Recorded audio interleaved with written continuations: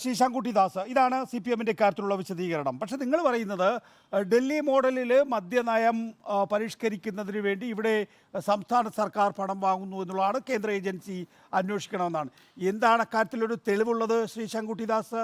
ഏത് ഘട്ടത്തിലാണ് നിങ്ങൾക്കൊരു സംശയം തോന്നാനുള്ള ഒരു വിഷയമെങ്കിലും ഇതിൻ്റെ മുന്നിലുള്ളത്? തീർച്ചയായിട്ടും സംശയം തോന്നാൻ, പൊതുസമൂഹത്തിന് മുഴുവൻ സംശയം തോന്നാൻ ന്യായമായ ഒരു കാരണം ഇവിടെ ഉണ്ടായിട്ടുണ്ട്. എന്താണ്? ഒന്ന്, ബാർ ഹോട്ടൽ മുതലാളിമാരുടെ സംഘടനയുടെ ഉത്തരവാദിത്തപ്പെട്ട നേതാവ് തന്നെ അവരുടെ ഔദ്യോഗിക വാട്സപ്പ് ഗ്രൂപ്പിലേക്ക് അവരുടെ സംഘടനയുടെ സംസ്ഥാന എക്സിക്യൂട്ടീവ് യോഗം പൂർത്തിയായ ശേഷം അതേ സ്ഥലത്തിരുന്നുകൊണ്ട് അതിന്റെ പ്രസിഡന്റിന്റെ നിർദ്ദേശാനുസരണമാണ് താൻ ചെയ്യുന്നത് എന്ന് പറഞ്ഞുകൊണ്ട് നടക്കുന്ന ഒരു വോയിസ് മെസ്സേജ് ലീക്ക് ആയിട്ടുണ്ട്. ഇത് പിന്നീട് അദ്ദേഹം തള്ളി പറയുന്നുണ്ട്. അദ്ദേഹത്തിന് തള്ളി പറയാൻ സാധിക്കില്ല, കാരണം അത് അദ്ദേഹം നടത്തിയിട്ടുള്ള ഒരു അഡ്മിഷൻ അല്ല, അദ്ദേഹം നടത്തിയിട്ടുള്ള ഒരു വെളിപ്പെടുത്തലല്ല. അവിടെ അനിമോൻ എന്ന് പറയുന്ന ആൾ അവിടുത്തെ വിസിൽ ബ്ലോവർ അല്ല. അദ്ദേഹം അറിയാതെ, മനഃപൂർവ്വം അല്ലാതെ അദ്ദേഹം പറഞ്ഞൊരു കാര്യം പുറത്തു വന്നതാണ്. അത് ലീക്കാണ്, അതല്ലാണ്ട് അദ്ദേഹത്തിന്റെ ഭാഗത്ത് മുതൽ ഒരു അഡ്മിഷൻ അല്ല. അഡ്മിഷൻ അല്ലാത്തതുകൊണ്ട് തന്നെ അദ്ദേഹത്തിന് അത് പിൻവലിക്കാൻ സാധിക്കില്ല. കള്ളന്റെ കയ്യിൽ നിന്ന് വീണ തെളിവ് കള്ളന് നിഷേധിക്കാൻ സാധിക്കില്ലല്ലോ എന്ന് പറഞ്ഞതുപോലെ ഇത് വീണ് പോയിട്ടൊരു തെളിവാണ്. ഇവിടെ പൊതുസമൂഹത്തിന് സ്വാഭാവികമായിട്ട് സംശയമുണ്ട്. കാരണം അദ്ദേഹം ആ വോയിസ് ക്ലിപ്പിൽ പറയുന്നത്, ഞാനിവിടെ റിനൈസൻസ് ഹോട്ടലിൽ നമ്മുടെ സംസ്ഥാന എക്സിക്യൂട്ടീവ് കഴിഞ്ഞതിന് ശേഷം ആണ് ഞാൻ ഈ മെസ്സേജ് അയക്കുന്നത്. ഇവിടെ ഇന്ന കാര്യങ്ങളാണ് തീരുമാനിച്ചിട്ടുള്ളത്, നമുക്ക് ഇത്ര കാര്യങ്ങളിൽ ഉറപ്പ് കിട്ടിയിട്ടുണ്ട്.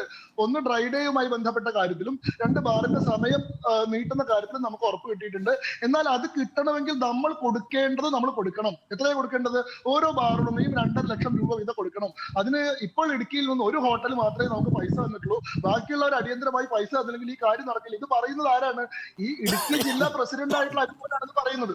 ഇതുമായി ബന്ധപ്പെട്ട് മന്ത്രിയുടെ ആദ്യത്തെ പരാമർശം തന്നെ അവാസ്തവമായിരുന്നു എന്ന് ബോധ്യപ്പെട്ടു. കാരണം MP രാജേഷ് പറഞ്ഞത് ഇതുമായി ബന്ധപ്പെട്ട യാതൊരു ആലോചന പോലും നടന്നിട്ടില്ല. ജനിക്കാത്ത മദ്യനയത്തിന്റെ ജാതകം എഴുതാനാണ് ചിലർ ശ്രമിക്കുന്നത് എന്നുള്ളതാണ്.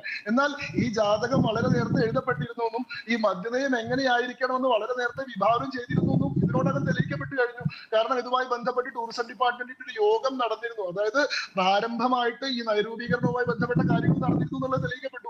മാത്രമല്ല, നിയമസഭയുടെ സ്റ്റാൻഡിംഗ് കമ്മിറ്റിക്ക് മുന്നിൽ, ഇതുമായി ബന്ധപ്പെട്ട സ്റ്റാൻഡിംഗ് കമ്മിറ്റിക്ക് മുന്നിൽ ഓൾറെഡി ഈ വിഷയം വന്നിട്ടുണ്ട്. അവിടെ പ്രതിപക്ഷം ആ കാര്യത്തിൽ എതിർപ്പ് ഉന്നയിച്ചിട്ടുണ്ട്. ഇതുമായി ബന്ധപ്പെട്ട് ഡയറക്ടറുടെ നേതൃത്വത്തിൽ തന്നെ യോഗം ചേർന്നിട്ടുണ്ട്.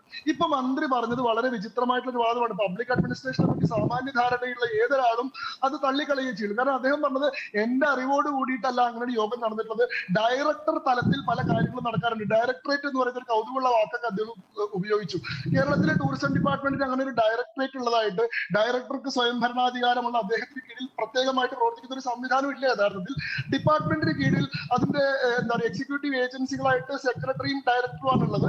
ഇവരെല്ലാവരും കൃത്യമായിട്ടുള്ള പൊളിറ്റിക്കൽ ഡയറക്ഷന് കീഴിൽ മാത്രം പ്രവർത്തിക്കാൻ സാധിക്കുന്നവരാണ്. നമ്മൾ പബ്ലിക് അഡ്മിനിസ്ട്രേഷൻ പഠിക്കുമ്പോൾ നമ്മൾ പഠിക്കുന്ന ഇവിടെ ശ്രീ ശങ്കുട്ടിദാസ്, നമ്മൾ കുറേയധികം കാര്യങ്ങൾ പറഞ്ഞു പോയതുകൊണ്ട് എന്തെങ്കിലും പ്രത്യേകിച്ച് കാര്യമുണ്ടോ?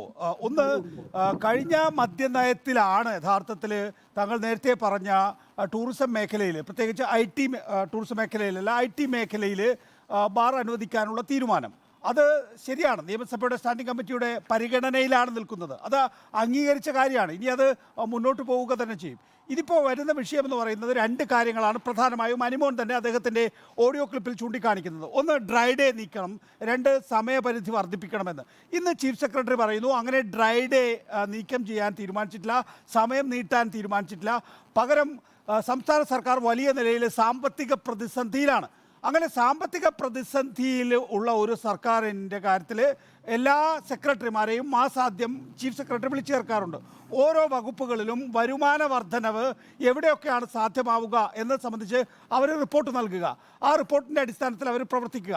ആ റിപ്പോർട്ടിൻ്റെ അടിസ്ഥാനത്തിൽ ഒരു സെക്രട്ടറി യോഗം വിളിച്ചു ചേർക്കുന്നു. അതിനകത്ത് ഈ ബാർ ഉടമകളുണ്ട്, അതുപോലെ തന്നെ ഹൗസ് ബോട്ട് ഉടമകളുടെ സംഘടനയുണ്ട്. അങ്ങനെ 10-13 സംഘടനകളുണ്ട്. അവരുടെ യോഗം വിളിച്ചു ചേർക്കുന്നു, ഇത്തരം കാര്യങ്ങൾ സംസാരിക്കുന്നു എന്നേ ഉള്ളൂ. അതിനപ്പുറത്തേക്ക് നേരത്തെ അനിൽകുമാർ ചൂണ്ടിക്കാണിച്ചതുപോലെ സംസ്ഥാന സർക്കാർ മദ്യനയം പരിഷ്കരിക്കുന്നതുമായി ബന്ധപ്പെട്ട് യാതൊരു ചർച്ചയും തുടങ്ങിയിട്ടില്ല. ആ കാര്യത്തിൽ ആദ്യം MP രാജേഷും പിന്നീട് മുഹമ്മദ് റിയാസും പറഞ്ഞതിൽ അവരിപ്പോഴും ഉറച്ചു നിൽക്കുകയും ചെയ്യുന്നു. ഇപ്പോൾ എന്തെങ്കിലും മാറ്റം, അവർ പറഞ്ഞതിൽ നിന്ന് തെറ്റായ എന്തെങ്കിലും മാറ്റം ഇപ്പോൾ താങ്കൾക്ക് ചൂണ്ടിക്കാണിക്കാനുണ്ടോ? ചർച്ചകൾ പോലും ആരംഭിച്ചിട്ടില്ല എന്നാണ്. എന്നാൽ മെയ് 21-ാം തീയതി ടൂറിസം ഡയറക്ടറുടെ നേതൃത്വത്തിൽ നടത്തിയിട്ടുള്ള സൂം മീറ്റിംഗിന്റെ സബ്ജക്ട് തന്നെ റിവിഷൻ ഓഫ് എക്സൈസ് പോളിസി എന്നുള്ളതായിരുന്നു. മദ്യനയത്തിന്റെ പരിഷ്കരണം എന്നുള്ളതായിരുന്നു ആ വിഷയം. അതുമായി ബന്ധപ്പെട്ട ആളുകളെ മാത്രമാണ്. ഹൗസ് ബോട്ട് അസോസിയേഷന്റെ സംഘടന എന്ന് പറയുന്നത് മദ്യനയവുമായി ബന്ധപ്പെട്ടിട്ട് അല്ലാത്ത സംഘടനയല്ല, മദ്യനയവുമായി ബന്ധപ്പെട്ട് നിൽക്കുന്ന സംഘടന തന്നെയാണ്. കാരണം ഹൗസ് ബോട്ട് എന്ന് പറയുന്നത് ലിക്കർ സെർവ് ചെയ്യുന്ന സ്ഥലമാണ്, ടൂറിസത്തിന്റെ പരിധിയിൽ വരുന്ന സ്ഥലമാണ്. അങ്ങനെ ബന്ധപ്പെട്ട സംഘടനകൾ തന്നെയാണ് ഇതിൽ പങ്കെടുത്തിട്ടുള്ളത്. ഈ 13 പേരും ഏതെങ്കിലും നിലയിൽ മദ്യനയവുമായി ബന്ധപ്പെട്ട ആളുകളാണ്. ഈ പറയുന്ന FKHA എന്ന് പറയുന്ന സംഘടനയുടെ സംസ്ഥാന പ്രസിഡന്റ് ആയിട്ടുള്ള സുനിൽ കുമാറും ആ യോഗത്തിൽ പങ്കെടുത്തിട്ടുണ്ട്. ഇവിടുത്തെ ആകെ ചോദ്യം, ക്ലാരിറ്റി വേണ്ട ഒരൊറ്റ ചോദ്യം, നയം രൂപീകരിച്ചിട്ടില്ലെങ്കിൽ എങ്ങനെയാണ് ഡയറക്ടർ മീറ്റിംഗ് വിളിക്കുക?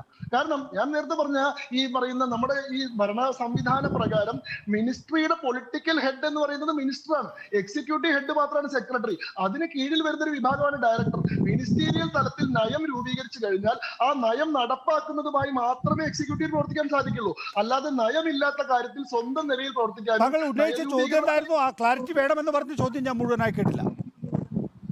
ഞാൻ ചോദിക്കുന്നത്, മന്ത്രി പറയുന്നത് പോലെ ഈ നയരൂപീകരണം ഇവിടെ നടന്നിട്ടില്ല, അല്ലെങ്കിൽ നയവുമായി ബന്ധപ്പെട്ട് ഒരു നടപടിയും നടന്നിട്ടില്ലെങ്കിൽ നയപരിഷ്കരണവുമായി ബന്ധപ്പെട്ട് ഡയറക്ടർ എങ്ങനെയാണ് മീറ്റിംഗ് വിളിക്കുന്നത്? കാരണം നയം എന്ന് പറയുന്നത് കംപ്ലീറ്റ്ലി പൊളിറ്റിക്കൽ ആയിട്ടുള്ള ഇഷ്യൂ ആണ്. ഒരു സർക്കാരിന്റെ അതൊരു ചോദ്യമാണ്. ദയവായി തുടരുക ശ്രീ ശങ്കുട്ടി ദാസ്.